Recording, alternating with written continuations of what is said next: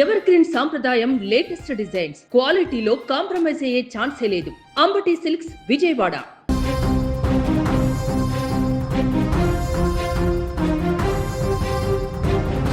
తమిళనాడు రాజకీయ ముఖ చిత్రం అనూహ్య మలుపులు తిరుగుతోంది.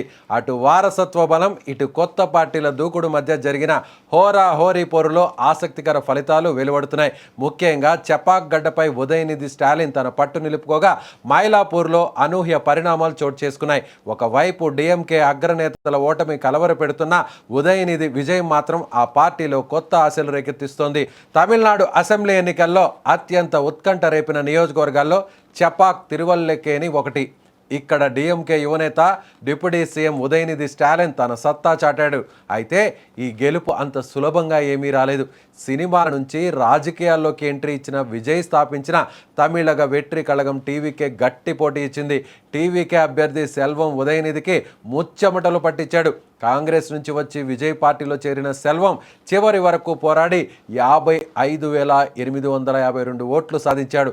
కానీ ఉదయనిధి స్టాలిన్ మాత్రం 62,992 ఓట్లతో మెజారిటీ సాధించి విజేతగా నిలిచాడు.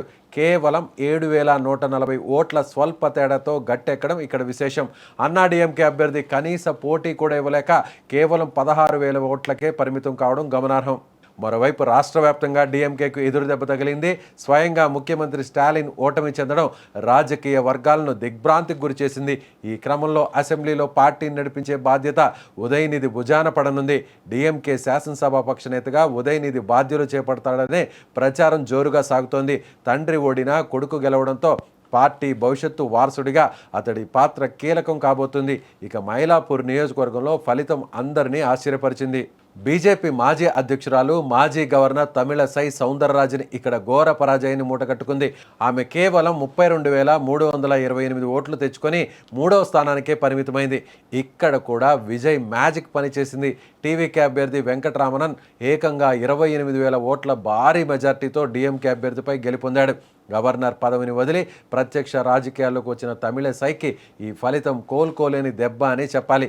మొత్తానికి తమిళ పాలిటిక్స్లో ఉదయనిధి తన స్థానాన్ని కాపాడుకోగా కొత్త శక్తిగా టీవీకే దూసుకుపోతోంది.